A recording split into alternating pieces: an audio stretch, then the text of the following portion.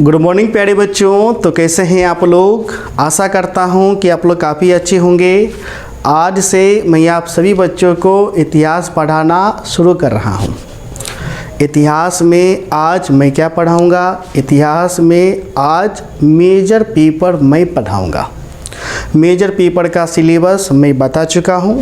अगर आपने सिलेबस का क्लास नहीं किया है तो मेजर पेपर के सिलेबस का क्लास का लिंक इस वीडियो के डिस्क्रिप्शन बॉक्स में मैंने दे दिया है।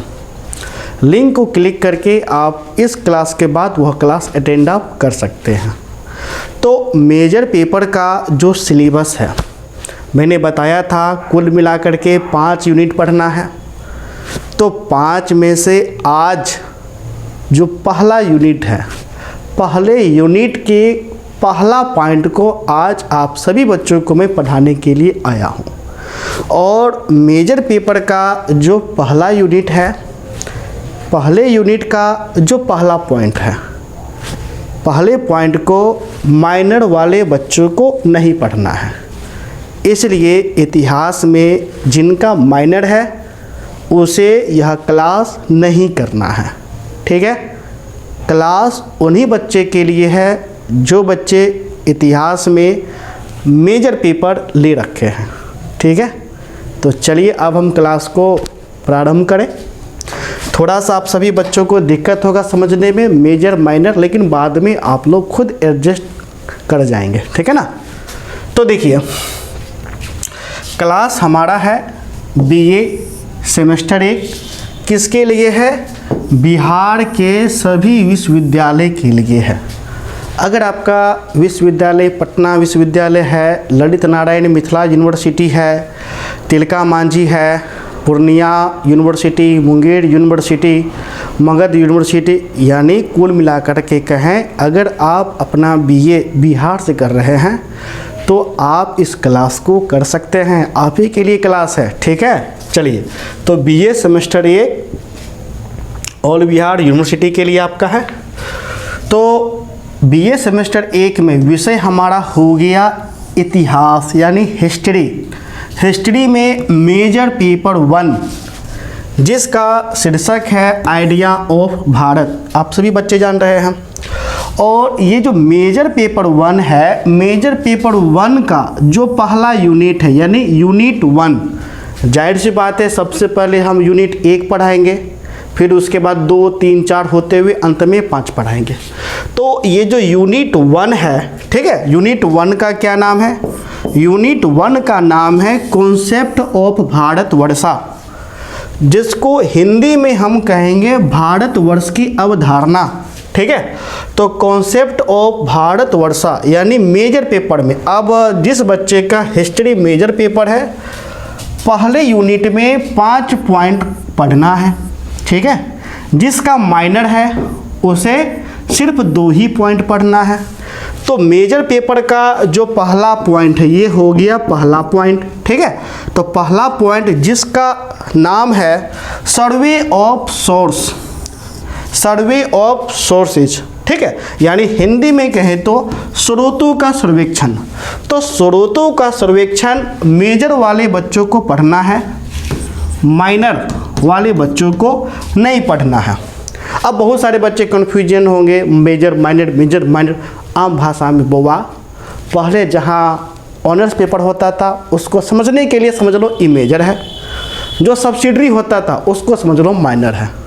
समझने के लिए बोल रहे हैं देहाती भाषा में। ठीक है, चलिए। तो जाहिर सी बात है जिसका हिस्ट्री मेजर है उसका माइनर नहीं होगा, जिसका माइनर है उसका मेजर नहीं होगा।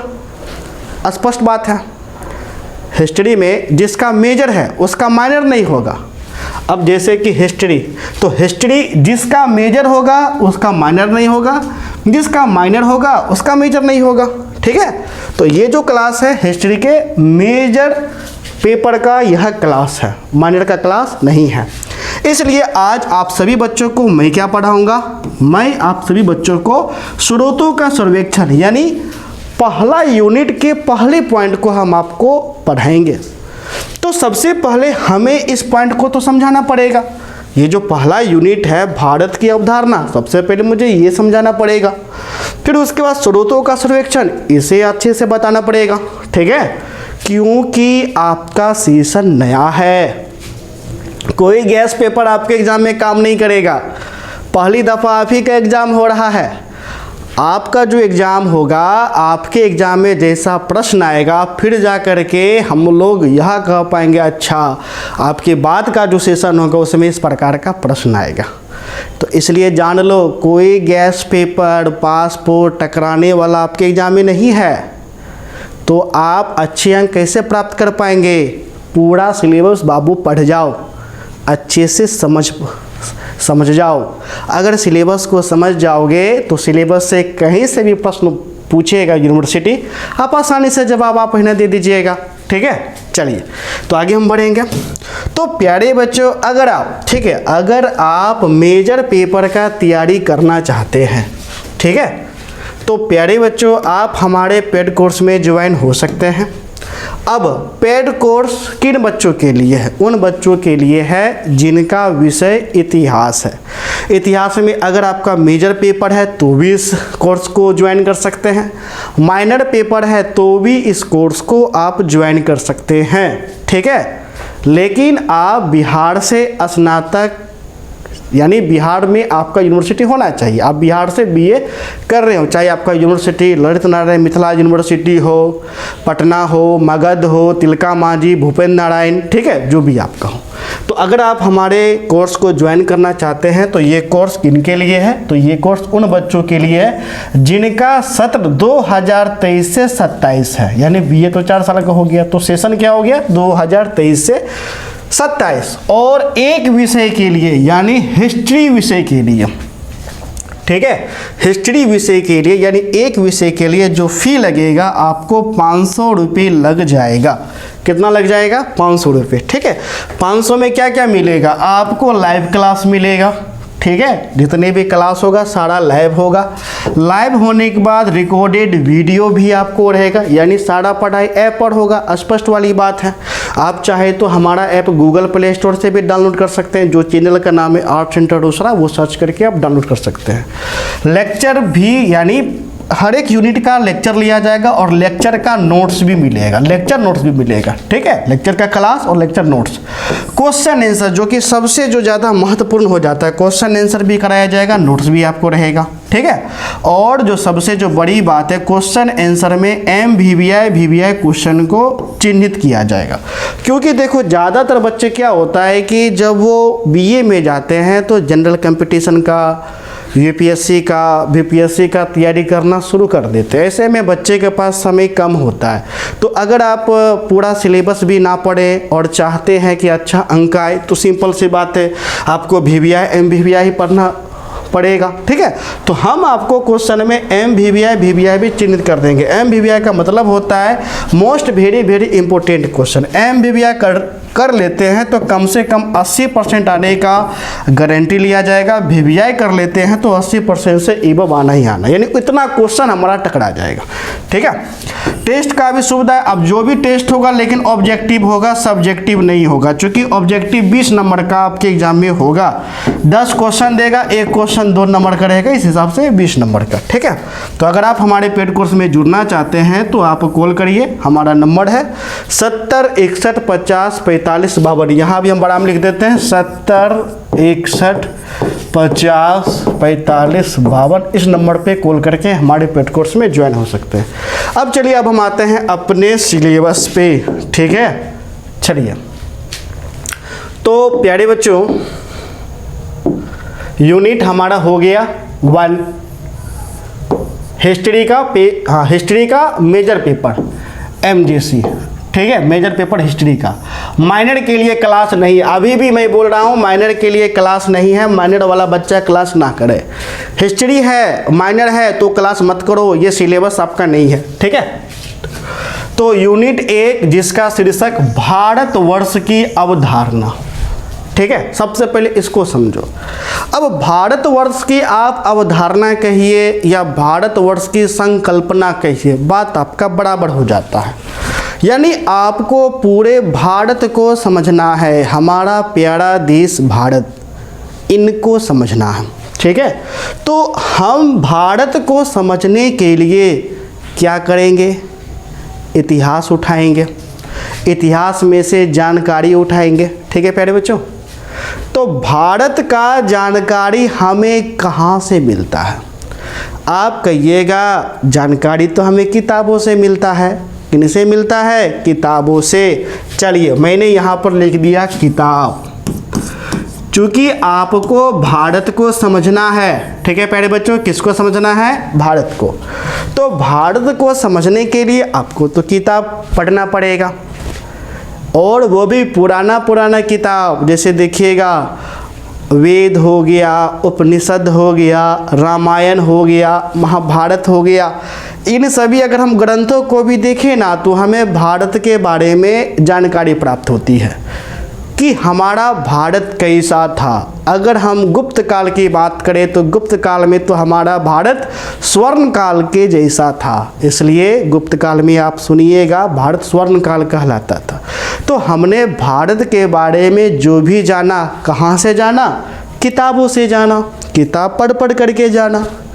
लेकिन बच्चों, आपके मन में क्या यह प्रश्न उठता है कि किताब में जो भारत के संदर्भ में जो भी कुछ लिखा हुआ है, जैसे भारत का पहले नाम यानी भारत का नाम इंडिया कैसे पड़ा, हिंदुस्तान कैसे पड़ा, आर्यावर्त कैसे पड़ा, तो एक तो भारत का जितना भी नाम है ये अलग अलग नाम कैसे आया।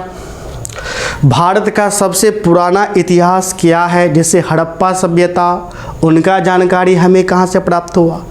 महाभारत के समय हमारा भारत कैसा था, समाज का स्वरूप कैसा था, ठीक है, धार्मिक स्वरूप क्या था।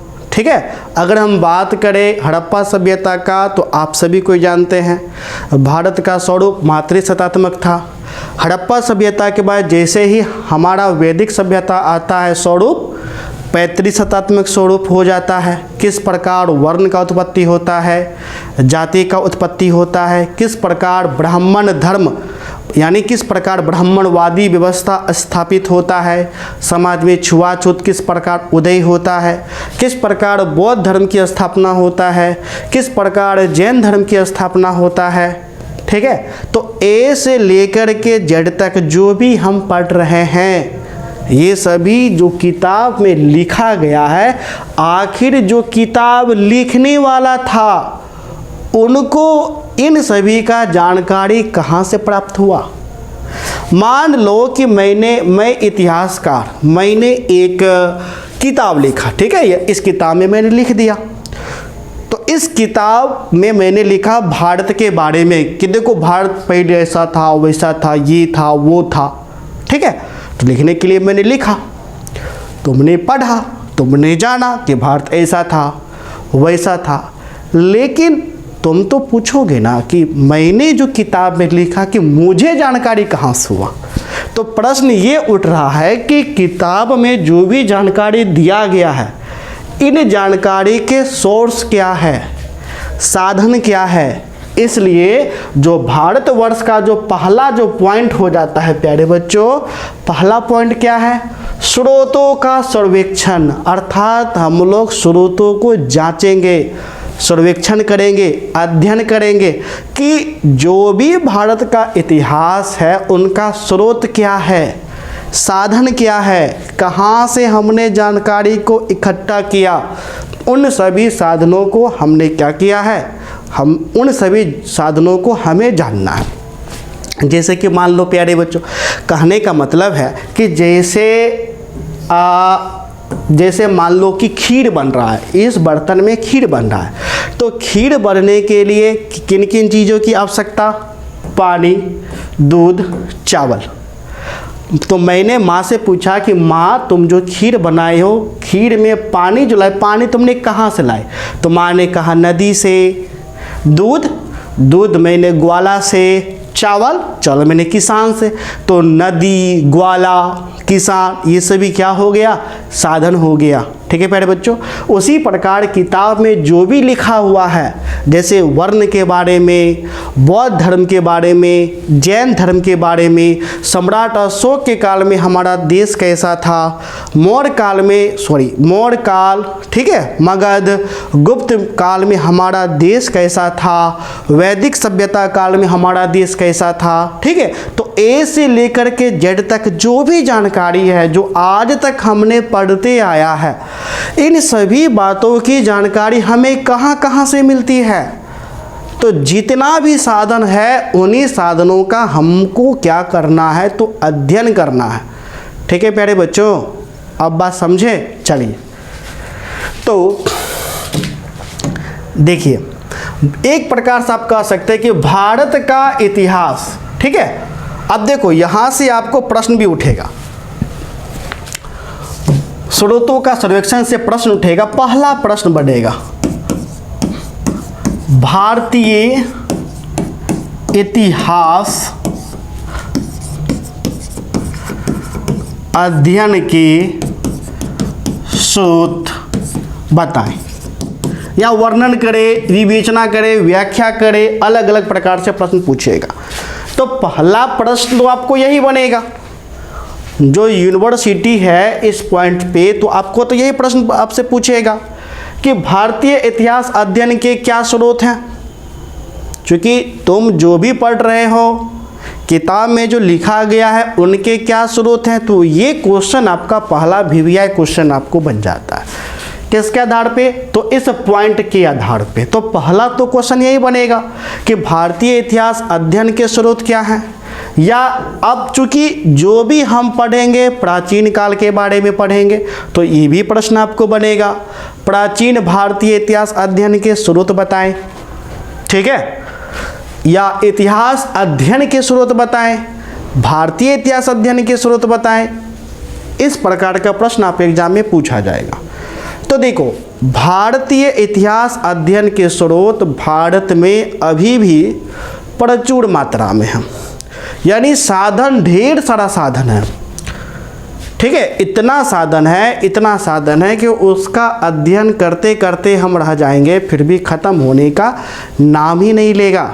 तो अध्ययन प्रचुर मात्रा में है। जैसे वेद, उनसे भी हमें भारत के बारे में जानकारी मिलता है, ठीक है। चाणक्य ने जो किताब लिखा, कौन सा, कौटिल्य का अर्थशास्त्र, उनसे भी हमें जानकारी मिलता है। विदेशी यात्री भी आए भारत में, जैसे मेगास्थनीज का इंडिका, उनसे भी जानकारी मिलता है। उसी प्रकार आपका देखिएगा, बौद्ध धर्म का जो स्थापना हुआ, ढेर सारा ग्रंथ का रचना हुआ, जातक, पीटक, उनसे भी भारत के बारे में जानकारी प्राप्त होता है। जैन धर्म का फिर उदय हुआ, उनका जो ग्रंथ है उनसे भी भारत के बारे में जानकारी प्राप्त होता है, ठीक है। तो इस प्रकार हम यह देख पाते हैं कि भारत में इतिहास अध्ययन के स्रोत प्रचुर मात्रा में, प्रचुर मात्रा का मतलब हो जाता है कि ढेर सारा मात्रा में हम अध्ययन करते करते रह जाएंगे, लेकिन ख़त्म होने का नाम ही नहीं लेगा। तो इसलिए अध्ययन की सुविधा हेतु, हम अपने अध्ययन की सुविधा हेतु इसे हम 2 भाग में बांट देंगे। कितने भाग में बांटेंगे? 2 भाग में। अब ये जो बांटने का भाग है, हर किताब में आप देखिएगा अलग अलग होगा।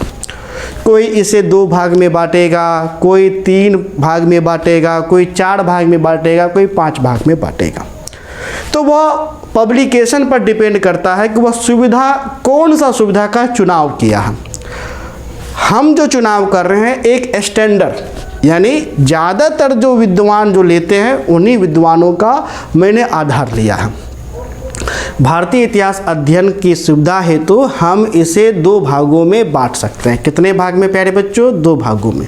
और इन्हीं दोनों भाग से हमें भारत के संदर्भ में सभी बातों की जानकारी प्राप्त होती है। तो ये 2 भाग कौन कौन सा है? तो यह 2 भाग हो जाता है। एक हो जाता है देखो साहित्यिक स्रोत, दूसरा हो जाता है पुरातात्विक स्रोत।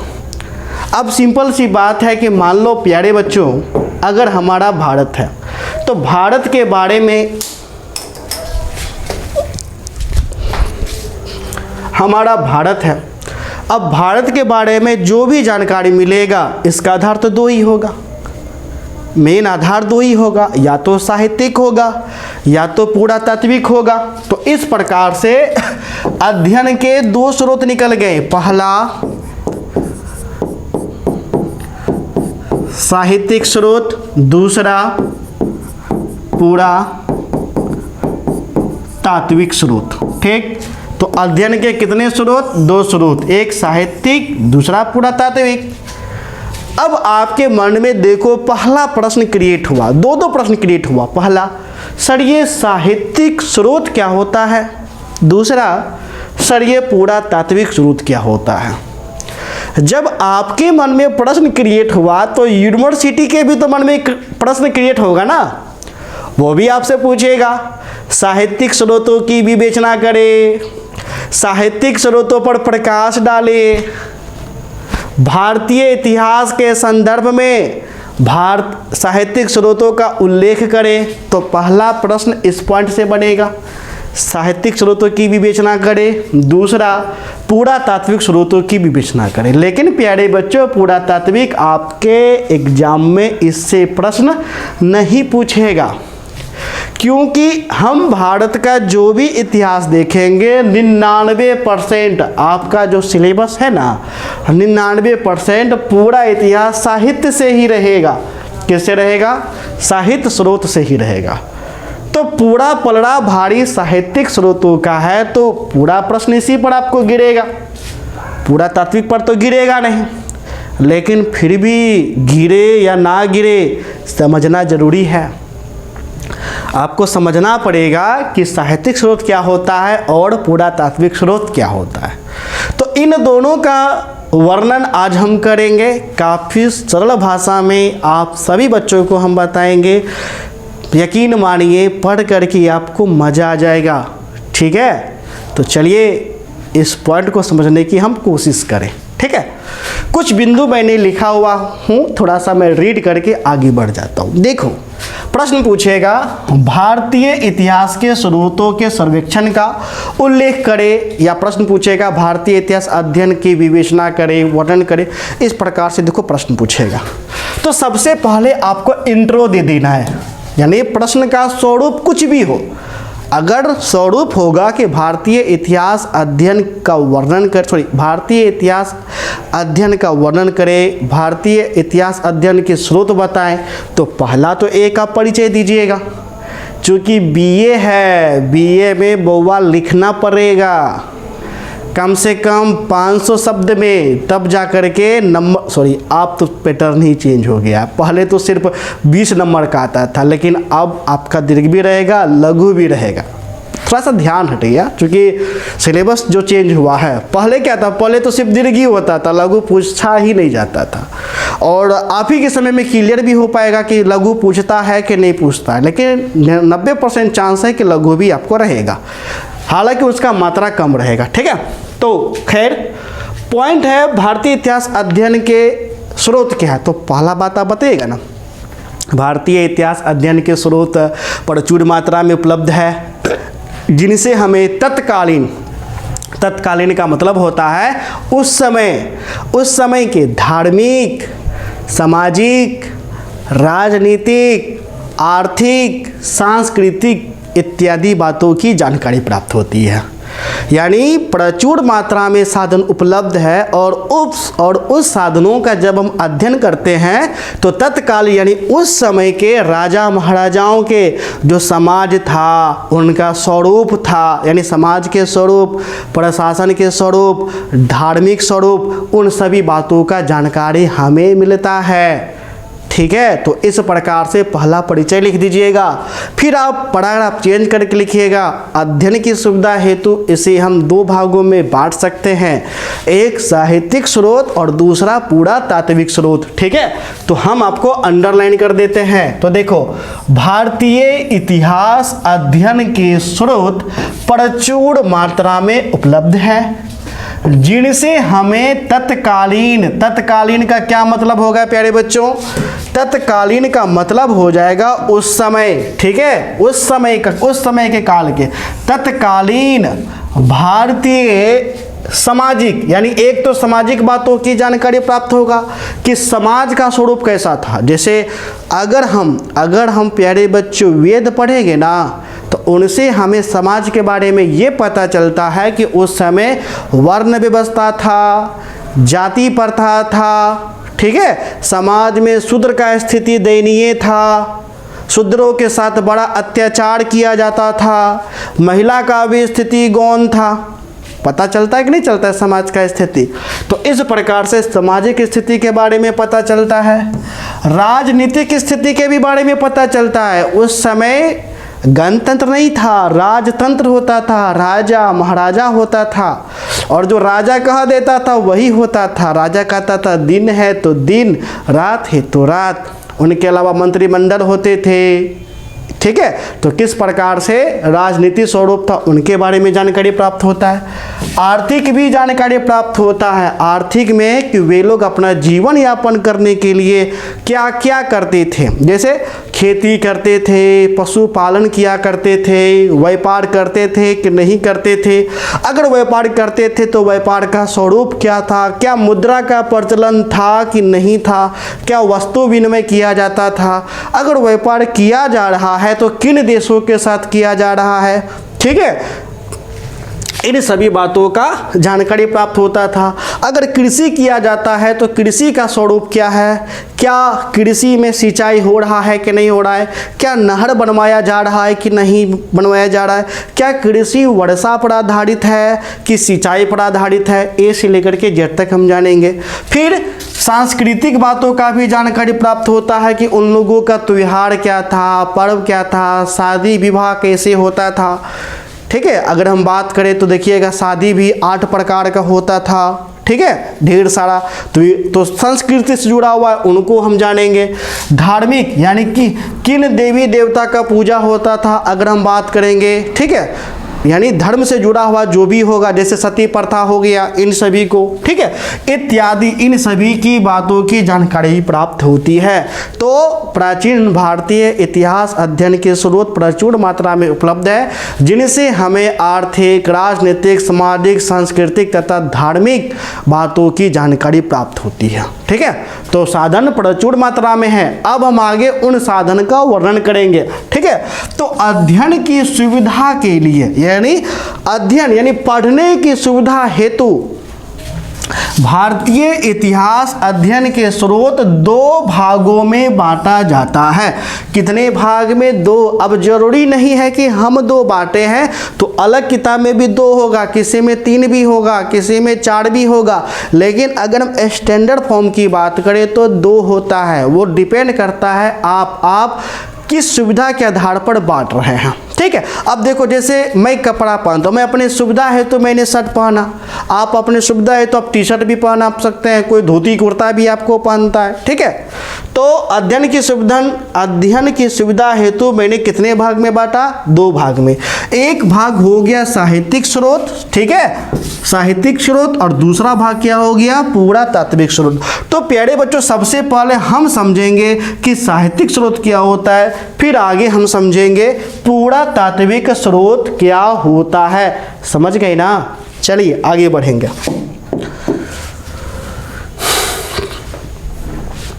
खाली बोर्ड मैंने रखा ताकि पॉइंट को मैं अच्छे तरीके से समझा सकूं, ठीक। तो सबसे पहला पॉइंट आता है हमारा साहित्यिक स्रोत। अब ये साहित्यिक स्रोत क्या होता है, ठीक है प्यारे बच्चों, पॉइंट क्या हो गया? साहित्यिक स्रोत। ये साहित्यिक स्रोत क्या होता है प्यारे बच्चों? देखिए, साहित्य क्या होता है? ये हमारा साहित्य है कि नहीं? किताब, दस्तावेज, पुराना किताब, ग्रंथ, ये सब क्या है? साहित्य है। तो जिनसे जानकारी हमें साहित्य से मिले, यानी जब भारत के संदर्भ में जो जानकारी है वह हमें साहित्य से मिले, तो उन सभी स्रोतों को हम साहित्यिक स्रोतों के अंतर्गत रखेंगे। तो साहित्यिक स्रोतों के अंतर्गत क्या क्या आएगा? एक आएगा दस्तावेज, ठीक है, ग्रंथ, ठीक है, महाकाव्य, ठीक है, वेद, ठीक है। तो देखिए जितना भी जैसे उपनिषद हो गया, स्मृति हो गया, ये सभी क्या है, ये सभी साहित्यिक स्रोत है, यानी साहित्य। वेद क्या है, लिखा हुआ है एक साहित्य के रूप में। दस्तावेज में पुराना पुराना दस्तावेज, वो भी साहित्य के रूप में लिखा हुआ है। ग्रंथ में भी देखिएगा लिखा हुआ है। महाकाव्य जैसे महाभारत, महाकाव्य, इसमें भी लिखा हुआ है। तो जिस स्रोत का स्वरूप साहित्य होगा उसे हम साहित्य स्रोत के अंतर्गत रखेंगे। जैसे कि मान लो ये है रामचरितमानस, इस किताब का क्या नाम, इस किताब का नाम रामचरितमानस, यानी रामायण में, यानी ये रामायण की किताब है, राम भगवान के बारे में जानकारी हमें प्राप्त होता है। तो प्यारे बच्चों ये बताओ रामायण किसके अंतर्गत आएगा, पुरातात्विक के या साहित्य स्रोत के अंतर्गत? उत्तर क्या हो जाएगा, साहित्यिक स्रोत के अंतर्गत। तो जिनकी जानकारी हमें साहित्य से प्राप्त होगा उन्हें हम साहित्य स्रोत में रखेंगे। जैसे किताब हो गया, दस्तावेज हो गया, ग्रंथ हो गया, इन सभी को हम कहाँ रखेंगे, इन सभी को हम साहित्य स्रोतों में रखेंगे। ठीक है। अब साहित्य स्रोत भी कई भाग में टूटता है, बहुत लंबा चौड़ा। तो लंबा चौड़ा जो टूटेगा बाद में बताएंगे, पहले ये तो जान ले पूरा तात्विक स्रोत क्या होता है। एकदम लाइटली साहित्य समझेंगे, लाइटली पूरा तात्विक समझेंगे, फिर आगे एकदम डिटेल से साहित्यिक स्रोत को समझेंगे, फिर डिटेल से पूरा तात्विक। लेकिन पूरा तात्विक पूरा डिटेल से नहीं समझना है, क्योंकि सिलेबस का पार्ट जो नहीं है, छोटा सा पार्ट है, तो छोटा सा समझेंगे। ज़्यादा समझ करके टाइम क्यों बर्बाद करें, है कि नहीं। चलिए, तो पहला हो गया साहित्यिक स्रोत।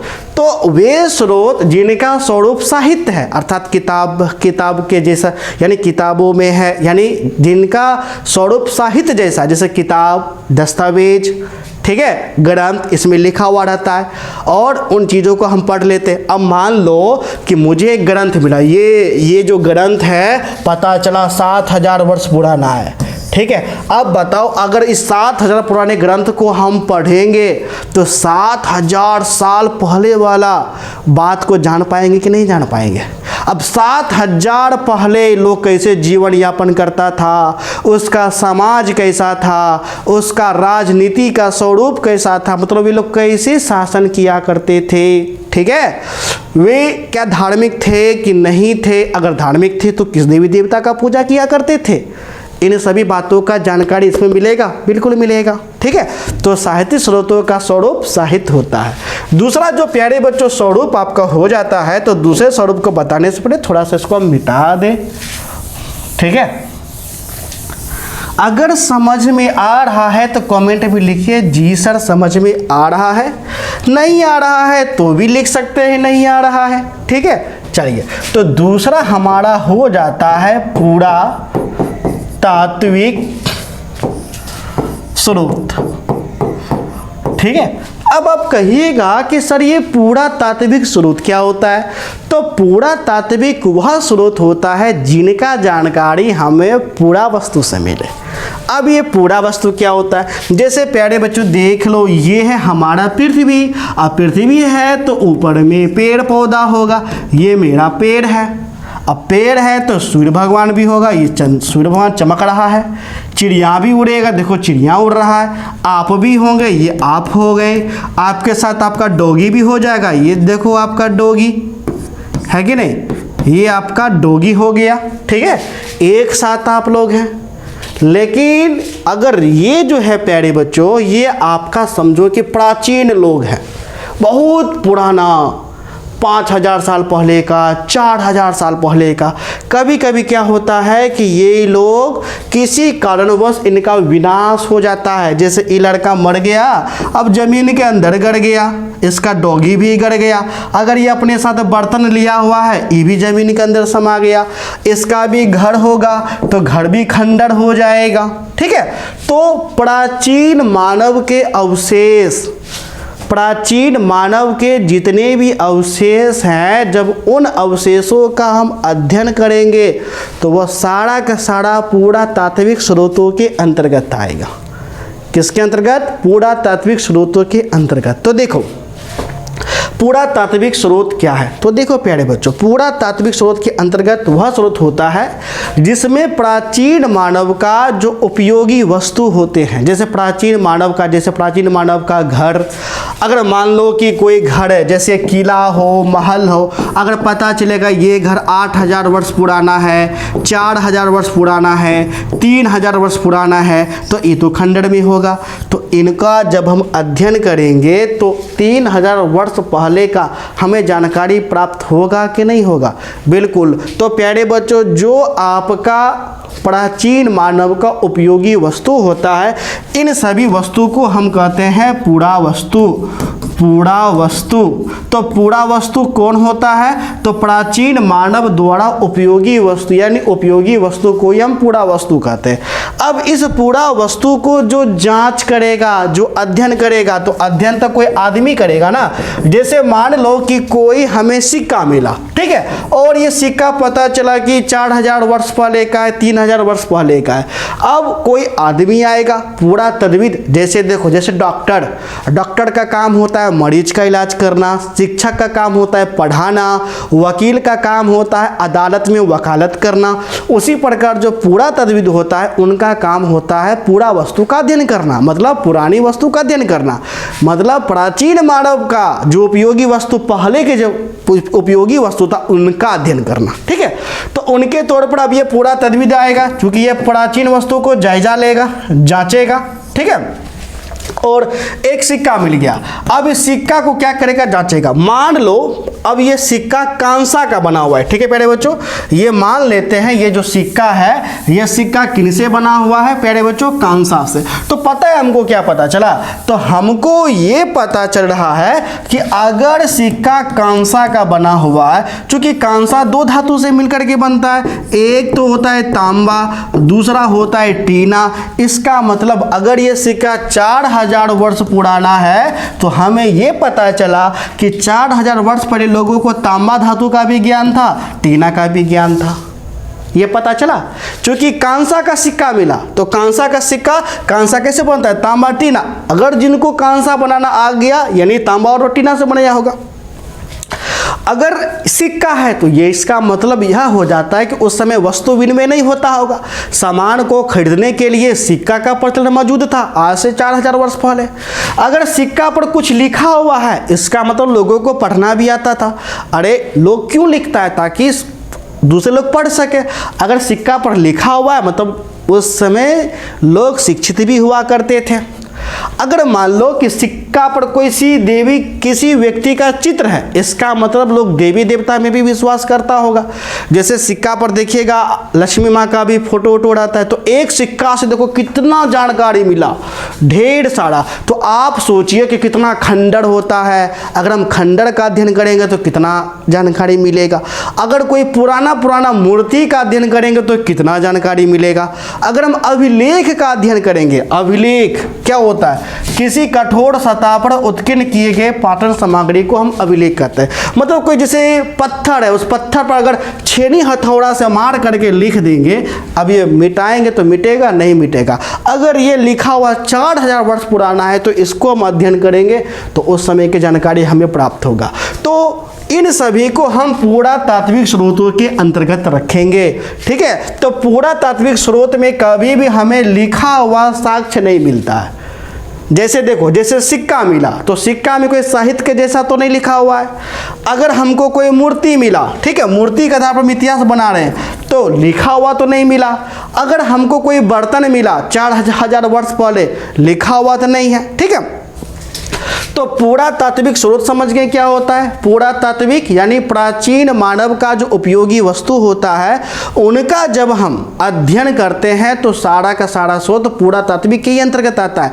चाहे मुद्रा हो गया, रहने का घर हो गया, ठीक है, स्मारक हो गया, उनका बर्तन हो गया, उनका आभूषण हो गया, कपड़ा हो गया, कितना चीज आएगा, ढेर सारा चीज आएगा प्राचीन मानव का। तो प्राचीन मानव का हर्वोपयोगी वस्तु जब हम अध्ययन करेंगे, अध्ययन करके जो भी व्याख्या करेंगे, बतलाएंगे, तो उसी को हम पुरातात्विक स्रोत के अंतर्गत रखेंगे।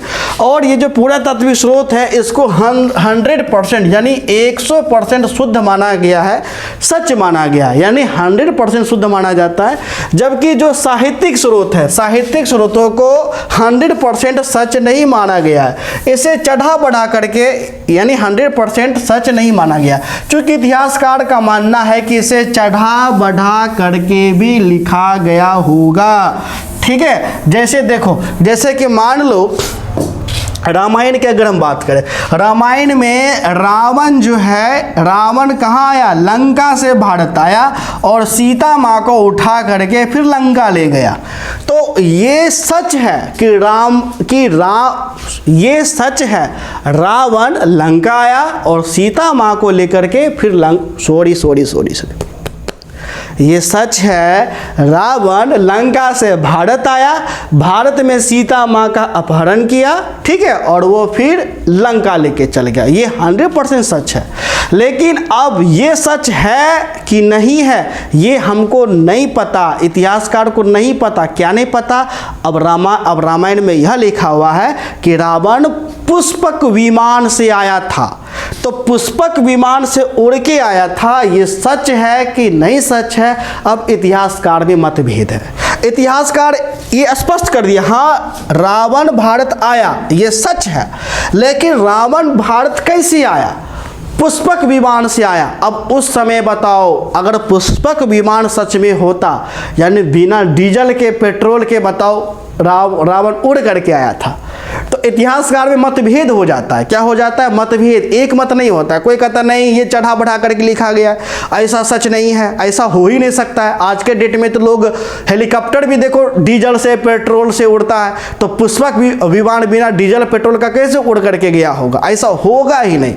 वो अलग बात है कि हो सकता है कि रावण नाव से गया हो, जहाज से गया हो, इस प्रकार से तो इतिहासकार में मतभेद हो जाता है। तो इस प्रकार से जो साहित्यिक स्रोत है, तो साहित्य स्रोतों को 100% सच नहीं माना जाता है, ठीक है, जबकि जो पुरातात्विक स्रोत होता है इसे पूर्ण रूप से सच माना जाता है। ठीक है, तो आगे अब जो हम व्याख्या करेंगे वो साहित्यिक स्रोत को देखेंगे। आगे हम किसको देखेंगे? साहित्यिक स्रोत को। लाइटली समझ गए ना कि साहित्यिक स्रोत क्या होता है? जो साहित्य के रूप में उपलब्ध हो उसे हम साहित्यिक स्रोत कहेंगे। ठीक है प्यारे बच्चों, तो अब हम साहित्यिक स्रोतों का अध्ययन करेंगे। साहित्यिक स्रोत अध्ययन करने के बाद फिर हम पुरातात्विक स्रोतों का क्या करेंगे? तो अध्ययन करेंगे। चलिए, अब हमारा आ जाता है प्यारे बच्चों साहित्यिक स्रोत। ठीक है, हमारा कौन सा स्रोत आ गया? साहित्यिक स्रोत। देख रहे हैं, किताब ये भी साहित्य है, ये भी देखो किताब, ये भी दस्तावेज, ये भी क्या है? साहित्य है। तो इन सभी को ही तो यानी इनसे जो जानकारी मिलेगा, इसी जानकारी को हम साहित्य स्रोत के अंतर्गत रखेंगे। अब इनसे जो हमें जानकारी मिलता है दो प्रकार से। एक यानी अगर दस्तावेज हो है प्यारे बच्चों, तो देखो साहित्यिक स्रोत को हम दो भाग में बांटते हैं। साहित्यिक स्रोतों को कितने भाग में हम बांटेंगे? दो भाग में। एक भाग हो गया धार्मिक, धार्मिक मतलब धार्मिक स्रोत। दूसरा भाग हो गया धर्मनिरपेक्ष मतलब धर्मनिरपेक्ष स्रोत। अब देखो धार्मिक स्रोत वह स्रोत होता है जो ग्रंथ या दस्तावेज सीधे सीधे धर्म से जुड़ा हो।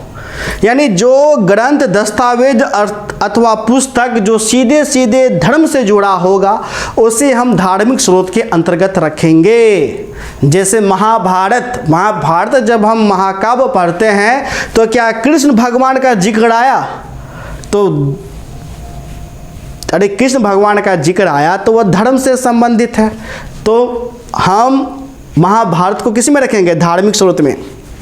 रामायण रामायण में राम भगवान आते हैं तो ये भी धार्मिक स्रोत। वेद में भी देखिएगा ऋषि मुनि देवी देवता आते हैं, ये भी धार्मिक। लेकिन अगर हम कहेंगे मेगास्थनीज का इंडिका, तो इंडिका में हमें किनके बारे में जानकारी प्राप्त होती है? तो इंडिका में हमें भारत के बारे में जानकारी प्राप्त यहाँ भी हो रही है, लेकिन यहाँ धर्म के बारे में जानकारी नहीं है, यहाँ देवी देवता के बारे में जानकारी नहीं है। इंडिका में सम्राट अशोक का वर्णन है, सॉरी चंद्रगुप्त मौर्य का वर्णन है, चंद्रगुप्त मौर्य के दरबार का वर्णन है कि वो कैसे शासन करते थे, कैसे शासन नहीं करते थे। तो एक राजा के बारे में वर्णन किया गया है जो कि धर्म से संबंधित नहीं है।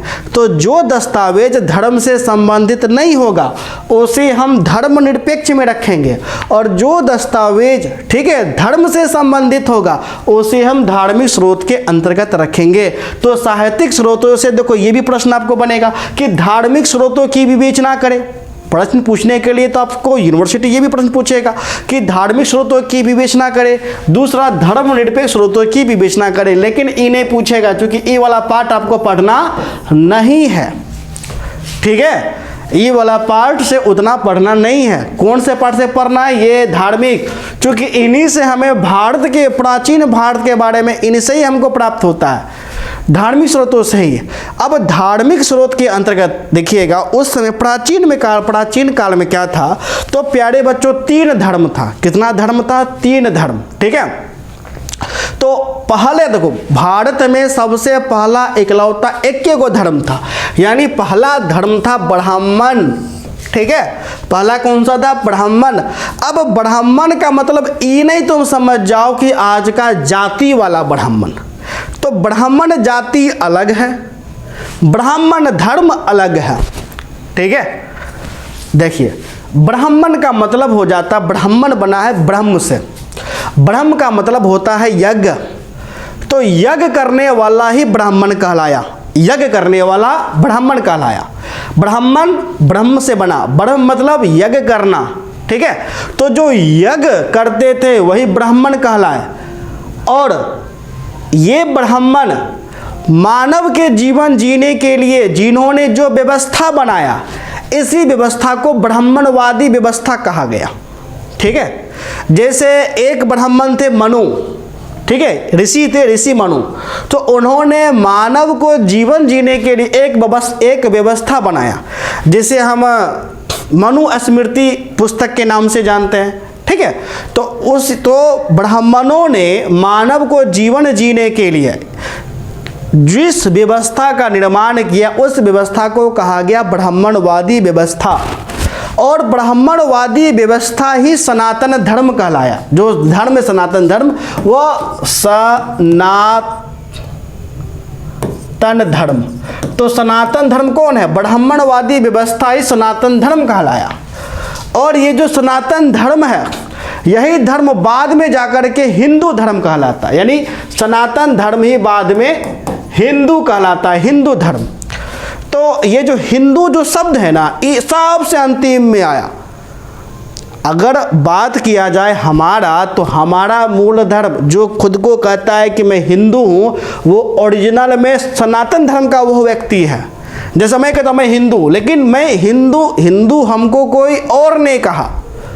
ठीक है, हिंदू मुझे कोई और कहा, मेरा ओरिजिनल धर्म है सनातन धर्म।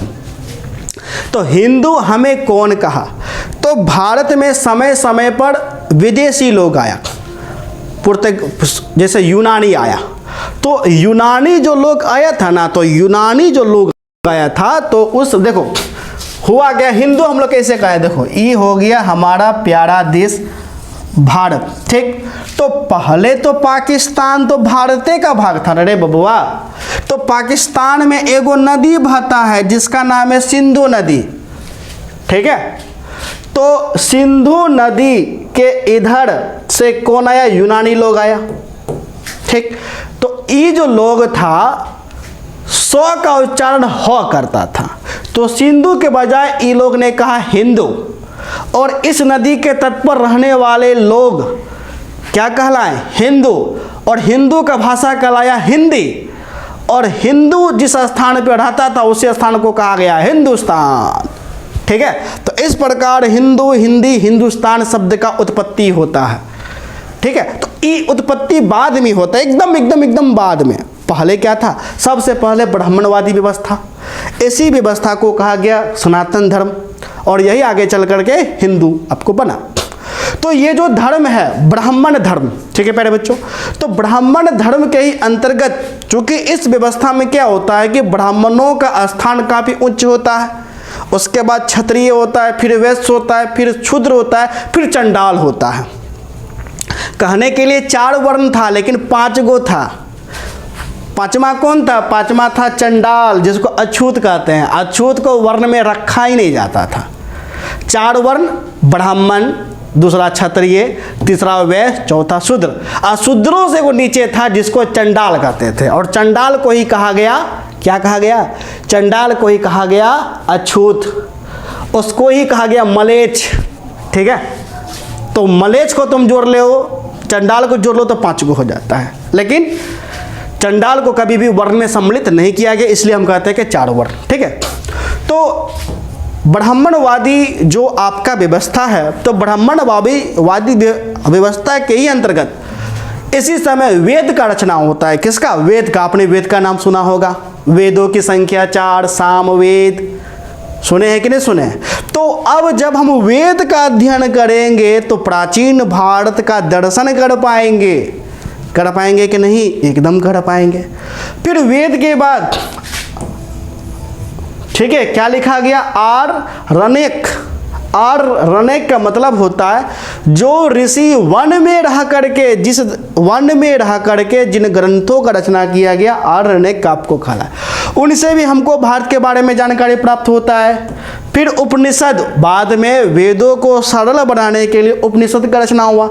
तो उपनिषद को जब हम पढ़ेंगे तो भारत को समझ पाएंगे, उस समय के भारत को। वेदांग भारत का वर्णन है। स्मृति जैसे मनु स्मृति भारत का वर्णन है। महाकाव्य जैसे महाभारत, रामचरितमानस महाकाव्य है। महाभारत में कौन, महाकाव्य में कौन आएगा? महाभारत। उसमें भी उस समय के बारे में भारत के, जैसे महाकाव्य में एग्जाम्पल लेते हैं महाभारत, तो महाभारत के ही काल में हम यह देख पाते हैं किस प्रकार युद्ध हुआ, अपना में ही युद्ध हुआ। ठीक है, तो महाभारत की जानकारी महाकाव्य से निकल रहा है। इसी बीच पुराण का वर्णन उदय, यानी पुराण का रचना हुआ, गरुड़ पुराण, सुने कि नहीं सुने? तो ये जितना भी जो ग्रंथ है प्यारे बच्चों, जब इन्हीं ग्रंथों को जब हम अध्ययन करेंगे ना, तो प्राचीन भारत यानी उस समय के भारत के बारे में हम भारत के हर एक पहलुओं को जान पाएंगे, समझ पाएंगे, चाहे सामाजिक हो, राजनीतिक हो, आर्थिक हो, सांस्कृतिक हो, ए से लेकर के जेड तक। ठीक, और ये सारा का सारा किसके अंतर्गत आता है? ये सारा का सारा ब्राह्मणवादी व्यवस्था के अंतर्गत आता है, एक प्रकार से ब्राह्मण धर्म के अंतर्गत आता है। तो ये जो ब्राह्मणवादी जो व्यवस्था है, इसमें क्या था? इसमें कुरीति पसरा हुआ था। कुरीति क्या था? तो कुरीति था प्यारे बच्चों, हम आपको बताना चाहेंगे, आप सभी बच्चे जानते भी होंगे। कुरीति था जाति पर था, छुआछूत, जो खास करके जो चंडाल था यानी अछूत था। ठीक है, अछूत के साथ अमानवीय व्यवहार किया जाता था, अमानवीय, जिसका कोई वर्णन ही नहीं है। छुआछूत जाति प्रथा पसरा हुआ था। महिला का स्थिति भी काफ़ी दयनीय था। क्षुद्रों का स्थिति इतना खराब था कि हम वर्णन नहीं कर सकते। अगर हम वर्णन करना शुरू करेंगे ना, 1-2 घंटा कब पार हो जाएगा कुछ पता नहीं चलेगा। तो इसी कुरीति को दूर करने के लिए आगे आए गौतम बुद्ध। तो गौतम बुद्ध ने ब्राह्मणवादी पर प्रहार किया, तलवार लेकर के ब्राह्मणवादी व्यवस्था को विरोध किया। गौतम बुद्ध ने कहा कि हमें ब्राह्मणों से दिक्कत नहीं है, हमें ब्राह्मणों की नीति से दिक्कत है, क्योंकि इस नीति में अछूत शूद्र पिस रहा है। ठीक है, तो इस प्रकार गौतम बुद्ध बौद्ध धर्म की स्थापना करते हैं। किसकी स्थापना करते हैं? बौद्ध धर्म की। तो बौद्ध धर्म, ये जो धर्म बना, ये समानता के आधार पे धर्म बना। किसके आधार पर? समानता, कि मेरे धर्म में सब बराबर होगा, कोई जाति प्रथा नहीं, कोई छुआछूत नहीं। चूंकि बौद्ध धर्म का स्थापना ही ब्राह्मण को विरोध करके किया गया, तो इस कारण ब्राह्मणवादी व्यवस्था में जो भी निचले तबके के लोग थे, जैसे शूद्र हो गया, छूत हो गया, वो बड़ी तादाद में बोधि बनना शुरू हो गए। तो बौद्ध धर्म में कई सारे ग्रंथ का भी रचना हुआ, जैसे पीटक में 3 गो पीटक आता है, जैसे हम त्रिपीटक कहते हैं, सूत पीटक, विनय पीटक, अभिधम पीटक। जब हम इन तीनों पीटकों का अध्ययन करते हैं तो गौतम बुद्ध के बारे में हम भली भांति जान पाते हैं, गौतम बुद्ध के सिद्धांत के बारे में हम जान पाते हैं, ठीक है, और गौतम बुद्ध से जुड़ा हुआ जो भी पहलू है उनके बारे में जान पाते हैं, और बौद्ध धर्म का प्रसार करने के में सम्राट अशोक का भारी योगदान, उनके बारे में हम जान पाते हैं। यानी बौद्ध धर्म का जब शुरुआत से लेकर के अंत तक जो भी विषय वस्तु होगा उस समय के भारत को हम देख पाएंगे, भारत का हर एक पहलू को देख पाएंगे, सामाजिक, आर्थिक, राजनीतिक। तो बौद्ध धर्म का जो पीटक ग्रंथ है इनको पढ़ते हैं तो भारत के बारे में जानकारी प्राप्त होता है, जातक को पढ़ते हैं तो भी भारत के बारे में ही जानकारी प्राप्त होता है उस समय, यानी गौतम बुद्ध के समय के काल का, ठीक है। अब जैसे देखो मैंने कहा कि ब्राह्मणवादी व्यवस्था में छुआछूत जाति प्रथा प्रचलित था, कैसे? बौद्ध धर्म के ग्रंथों से, क्योंकि छुआछूतता इन्होंने प्रहार किया और समानता के आधार पर बौद्ध धर्म की स्थापना की। इसी प्रकार जैन जो धर्म था प्यारे बच्चों, जैन धर्म भी ब्राह्मणवादी व्यवस्था पर प्रहार किया। जैन धर्म ने भी ब्राह्मणवादी व्यवस्था में जो असमानता पसरा हुआ था, क्योंकि ब्राह्मण धर्म का स्थापना हुआ था असमानता के आधार पे। आधार क्या था? असमानता। जैसे शूद्र अछूत, जन्म से ही अगर शूद्र का बच्चा जन्म से शूद्रे रहेगा, ठीक है, तो जैन ने भी ब्राह्मणवादी व्यवस्था को प्रहार किया और समानता के आधार पर जैन धर्म का स्थापना किया। इसमें 2 संप्रदाय निकलते हैं, श्वेतांबर, दिगंबर, और बौद्ध में महायान, हीनयान भी आपको निकलता है। तो श्वेतांबर, दिगंबर भी आपको निकलते हैं। और इस प्रकार जैन धर्म का जो भी ग्रंथ होता है उनका जब हम अध्ययन करते हैं तो उस समय के भारत के बारे में हम भली भांति जान पाते हैं। उस समय का भारत का सामाजिक, आर्थिक, राजनीतिक हर एक वस्तुओं को हम क्या कर पाते हैं तो प्यारे बच्चों अच्छे से समझ पाते हैं। तो इस प्रकार आपका 2 क्वेश्चन यहां से बनेगा। इन दोनों क्वेश्चन में ये क्वेश्चन और ये क्वेश्चन इंपॉर्टेंट हो जाता है कि बौद्ध धर्म के स्रोतों की, ये क्वेश्चन आपको बन जाता है, ठीक है, कि बौद्ध धर्म के स्रोतों का उल्लेख करें इस प्रकार से, जैन धर्म के स्रोतों का उल्लेख करें इस प्रकार से, ब्राह्मण व्यवस्था धर्म, यानी इनसे स्रोत के आपको प्रश्न बना करके पूछा जा सकता है, ठीक है। तो इंपोर्टेंट धार्मिक वाला भाग ये काफ़ी ज़्यादा इंपोर्टेंट आपका हो जाता है। इससे प्रश्न बनेगा, जब हम प्रश्न उत्तर कराएंगे तो प्रश्न बना करके प्रश्न उत्तर हम आपको करा देंगे, ठीक है। जो आपको लगेगा कि हाँ ये क्वेश्चन यूनिवर्सिटी में बनने वाला है तो उसी क्वेश्चन को हम आपको करवाएंगे, ठीक है। ज़्यादा क्वेश्चन कराने से फायदा नहीं। ज़्यादा देखो इस पर भी क्वेश्चन, देखो ये भी क्वेश्चन बना, ये भी बना, ये भी बना, कितना क्वेश्चन बन रहा है, क्वेश्चन तो ढेर बन रहा है। अब हम समझने की कोशिश करेंगे धर्मनिरपेक्ष। क्या समझने की कोशिश करेंगे? धर्मनिरपेक्ष। तो जिस ग्रंथ का, दस्तावेज का संबंध धर्म से ना हो उसे हम धर्मनिरपेक्ष के अंतर्गत रखेंगे। जैसे देखो प्यारे, जैसे कल्पना प्रधान लोक साहित्य, जीवन चरित्र एवं अन्य ग्रंथ, इसमें धर्म से जुड़ा हुआ पहलू नहीं होता है। जैसे चाणक्य का अर्थशास्त्र, ठीक है, तो चाणक्य ने जब चंद्रगुप्त की सहायता से, ठीक है प्यारे बच्चों, मगध के अंतिम शासक धनानंद को हरा करके मौर्य साम्राज्य का स्थापना किया। तो मौर्य साम्राज्य का स्थापना कौन किया था? चाणक्य ने, ठीक। अब आप कहें सर जी आप झूठ बोले, गलती बोले, झूठ, ठीक है, चंद्रगुप्त मौर्य ने मौर्य साम्राज्य का स्थापना किया। तो प्यारे बच्चों सुनो, चंद्रगुप्त मौर्य जो शिष्य था चाणक्य का, जब विजय हुआ तब चंद्रगुप्त ने कहा कि गुरुजी राजा बनिए। तो चाणक्य ने कहा नहीं, मैं राजा में नहीं बनूंगा, क्योंकि मैं सन्यासी आदमी हूँ, मैंने शादी नहीं किया, मेरी पत्नी नहीं है, मेरे बच्चे नहीं हैं, इसलिए जिनका पत्नी मेरा पत्नी ही नहीं है तो हम समाज के बारे में मैं क्या जान पाऊंगा, परिवार के बारे में मैं क्या जान पाऊंगा। इसलिए चाणक्य राजा नहीं बनता है, बल्कि अपना शिष्य चंद्रगुप्त मौर्य को वो राजा बनाता है। तो चंद्रगुप्त मौर्य का शीर्ष, ये सरनेम मौर्य था, इसलिए उस मौर्य के आधार पर मौर्य साम्राज्य की स्थापना आपको होता है, ठीक है। तो मौर्य साम्राज्य का जो स्थापना होता है तो सम्राट अशोक बन जाता है राजा और प्रधानमंत्री खुद आपको बन जाता है चाणक्य। तो चाणक्य इसी बीच एक ग्रंथ का रचना करता है जिसका नाम होता है चाणक्य का अर्थशास्त्र। जब हम इस किताब का अध्ययन करते हैं तो उस समय के भारत के बारे में हम भली भांति जान पाते हैं, सामाजिक, आर्थिक, राजनीतिक, सांस्कृतिक सभी पहलुओं को, ठीक है। इसी प्रकार मगध की ओर से विशाखा दत्त ने एक ग्रंथ लिखा जिसका नाम है मुद्रा राक्षस। तो मुद्रा राक्षस द्वारा रचित विशाखा दत्त द्वारा रचित जब हम मुद्रा राक्षस का अध्ययन करते हैं तो हम यह देख पाते हैं कि किस प्रकार नंद वंश हारा, किस प्रकार मगध हारा, ए से लेकर के जेड तक। चूंकि ये जो भी कहानी हम देख पाते हैं इसमें भगवान से, धर्म से जुड़ा हुआ कोई पहलू नहीं है, इसलिए इसे हम धर्मनिरपेक्ष में रखेंगे। ठीक है प्यारे बच्चों, धर्मनिरपेक्ष दो भाग में, देखो जैसे धार्मिक तीन भाग में बटा, ब्राह्मण, बौद्ध, जैन, उसी प्रकार धर्मनिरपेक्ष भी दो भाग में बढ़ जाता, एक ये भाग और दूसरा हो जाता है विदेशी साहित्य। अब समय समय पर क्या होता है कि भारत में विदेशी लोग भी आते हैं, समय समय पर भारत में विदेशी लोग भी आते हैं। जैसे सबसे पहले यूनानी आया, ठीक है, जैसे यूनानियों के साथ मेगास्थनीज ने भारत को देखा और देख करके किताब लिखा इंडिका। जब हम इंडिका पढ़ते हैं तो उस समय के भारत के संदर्भ में हमें सभी बातों का जानकारी प्राप्त होता है। इसी प्रकार चीनी यात्री भारत आया, जैसे फाहियान, तो फाहियान ने जब भारत आया, फाहियान ने भारत से, पाटलिपुत्रा से ही शिक्षा लिया और उन्होंने ग्रंथों का रचना किया। जब हम फाहियान के ग्रंथ को जब पढ़ते हैं तो हम भारत के बारे में भली भांति जान पाते हैं। इसी प्रकार तिब्बती यात्री भी आया, इसी प्रकार ढेर सारा मुसलमान आया। मुसलमान में इब्न बतूता आया, अल ब्रूनी आया। इब्न बतूता ने किताब उल रहला लिखा और अल ब्रूनी ने किताब उल हिंद लिखा। जब इन सभी किताबों का जब हम अध्ययन करते हैं तो उस समय के भारत के बारे में जान पाते हैं। ठीक है, तो ये तो हो गया चूंकि ये लोग विदेशी लोग थे इसलिए इसे हम विदेशी साहित्य के अंतर्गत रखें।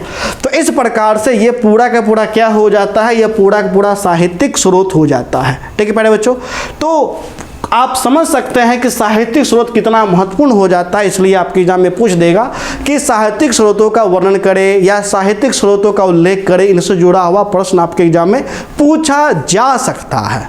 ठीक है, लेकिन इंपॉर्टेंट कौन, भारतीय इतिहास अध्ययन के स्रोत, मेने वाला। ठीक है, चलिए, तो ये तो हमारा साहित्यिक स्रोत हो गया। अब हम देखेंगे पुरातात्विक स्रोत। ठीक है प्यारे बच्चों, हालांकि एग्जाम के दृष्टिकोण से ये महत्वपूर्ण आपको नहीं है। ठीक है, इसलिए लाइटली बता करके हम आपको चल रहे हैं। पूरा तात्विक स्रोत, तो पूरा तात्विक स्रोत वह स्रोत होता है जिनका जानकारी हमें पूरा वस्तु से मिले। ठीक है, अब पूरा वस्तु के अंतर्गत, पूरा तात्विक स्रोत के अंतर्गत सबसे जो महत्वपूर्ण हो जाता है वो हो जाता है अभिलेख। अब ये अभिलेख क्या होता है, तो देखो अभिलेख वह होता है जो पत्थर अथवा धातु पे, पत्थर यानी किसी भी कठोर सतह, तो कठोर कौन होगा, पत्थर होगा, लोहा होगा, कोई भी धातु में लोहा, तांबा, ये सब कठोर होता है। तो किसी भी कठोर सतह पे उत्कीर्ण का चाहे आप पत्थर है तो छेनी हथौड़ा से ठोक ठोक करके लिखिए। उत्कीर्ण किए गए पाठन सामग्री, पाठन मतलब जिसको हम पढ़ पाएं, जैसे लिख दिए, पाठन सामग्री को हम लोग क्या कहेंगे, हम लोग अभिलेख कहेंगे। और ये जो अभिलेख जो था सम्राट अशोक के समय ढेर सारा गुदवाया गया था, ढेर सारा बना था। ठीक है, जिसे हम सम्राट अशोक के अभिलेख के भी नाम से हम जानते हैं। तो इन अभिलेखों का जब हम अध्ययन करते हैं प्यारे बच्चों तो उस समय के भारत के बारे में हम काफ़ी अच्छे से समझ पाते हैं। ठीक है, अब अभिलेख के अंतर्गत देखिएगा गुहालेख भी आता है। गुहालेख, तो गुहालेख एक प्रकार से ये भी क्या हो जाता है, अभिलेख। तो गुहालेख वह लेख होता है जो गुफा के अंदर लिखा होता है। जैसे मान लो कि एक गुफा है और गुफा में गया, छेनी हथौड़ा से लिखा, या कोई देखिएगा कि आदि मानव है अपना हाथ चिपका दिया, कोई फिगर उगर तस्वीर बना दिया, तो वो भी गुहालेख के अंतर्गत आता है। यानी गुफा के अंदर लिखे गए लेख को एक गुहालेख कहेंगे। शिलालेख, शिलाओं पर लिखे गए लेख को शिलालेख कहेंगे। स्तंभ लेख, स्तंभों पर लिखे गए लेख को अभिलेख, स्तंभ लेख कहेंगे। जैसे अशोक का स्तंभ, ठीक है, स्तंभ लेख आपको कहेंगे। ठीक है प्यारे बच्चों, तो इस प्रकार अभिलेख इतिहास अध्ययन में काफ़ी ज़्यादा महत्वपूर्ण साबित होता है, क्योंकि अभिलेखों के माध्यम से ही हम किसी भी राजा महाराजा के उस समय यानी तत्कालीन राजनीतिक, आर्थिक, सामाजिक पहलुओं को भली भांति समझ पाते हैं। तो इतिहास अध्ययन में या इतिहास रचना में अभिलेख का अत्यधिक महत्व हो जाता है। इसके बाद हो जाता है मुद्रा। ठीक है प्यारे बच्चों, तो अगर देखो मुद्रा भी इतिहास अध्ययन के लिए महत्वपूर्ण है, क्योंकि देखो अगर ये मुद्रा मान लो कि मैंने बताया ना कि कांसा का है, ठीक है। तो कांसा धातु किससे बनता है? तांबा और टीना से। तांबा टीना को पिघला दिया जाएगा, पिघलाने के बाद दोनों को मिला दिया जाएगा तो तब जा करके कांसा बनेगा। तो हमको ये पता चला कि उस समय के लोगों को तांबा का भी ज्ञान था, टीना का भी ज्ञान था, और इतना बुद्धिमान था कि दोनों को पिघला करके तांबा बनाया और तांबा का ढेर सारा आवश्यकता अनुसार वस्तु बनाया। तो इस प्रकार से हमें मुद्रा से भी ढेर सारा जानकारी प्राप्त होता है। मुद्रा है तो व्यापार होगा ही होगा, मुद्रा में अगर लिखा हुआ है तो साक्षरता होगा ही होगा, ठीक है। उसके बाद भगवान शेष यानी खंडर, खंडर, खंडर भी यानी आवासीय भवन कह सकते हैं, पुराना घर। तो खंडर का जब हम अध्ययन करेंगे तो उस समय भारत के बारे में समझ पाएंगे। जैसे हड़प्पा सभ्यता, तो हड़प्पा सभ्यता में खंडर के आधार पर यह देखा गया कि सड़कें सीधी सीधी थी। सड़कें कैसी थी? तो सीधी सीधी थी, आपस में मिलती थी तो समकोण बनाती थी। सड़कों के किनारे नाली बना हुआ था, नाली को, हर एक नाली को ढका गया था। तो इस प्रकार पुरातात्विक स्रोतों भी इतिहास अध्ययन में व्यापक महत्वपूर्ण हो जाते हैं, ठीक है। तो प्यारे बच्चों, यहाँ तक समझने में अगर कोई दिक्कत है तो बताइए, ठीक है। आज मैंने आप सभी बच्चों को इतिहास का जो आपका पहला पॉइंट है, ठीक है, तो इतिहास का ये जो पहला पॉइंट है इसे समझा करके मैंने समाप्त कर दिया, ठीक है। यानी स्रोतों और स्रोतों का सर्वेक्षण, इस पॉइंट को मैंने समझा करके समाप्त कर दिया एक ही क्लास में। तो लेक्चर तो हो गया, अब क्या होगा? अब होगा प्रश्न उत्तर। ये जो पॉइंट है इस पॉइंट का अब क्या होगा? प्रश्न उत्तर। तो प्रश्न उत्तर करने के लिए आपको ज्वाइन करना पड़ जाएगा, ठीक है। हमारा पेड कोर्स का फी पूरे कोर्स का मात्र 500 रुपये। 500 रुपये सभी विषय के लिए नहीं, सिर्फ इतिहास विषय के लिए आपका है, ठीक है। इतिहास विषय के लिए 500 है। अगर आप जुड़ना चाहते हैं तो कॉल करिए, हमारा नंबर है 70 61 50 45 52, ठीक है। इतना फ़ायदा मिलेगा, live class, recorded video, lecture, question answer, notes, MVVI, VVI question, test, AC लेकर के जेड तक। तो इस नंबर पे कॉल करके हमारे पेड कोर्स में ज्वाइन करें। तो और उसके बाद अगर आप हमारे टेलीग्राम चैनल में जुड़ना चाहते हैं तो सर्च करिए आर्ट सेंटर रोसड़ा और जुड़ जाइए। तो मिलते हैं नेक्स्ट क्लास में, तब तक के लिए धन्यवाद।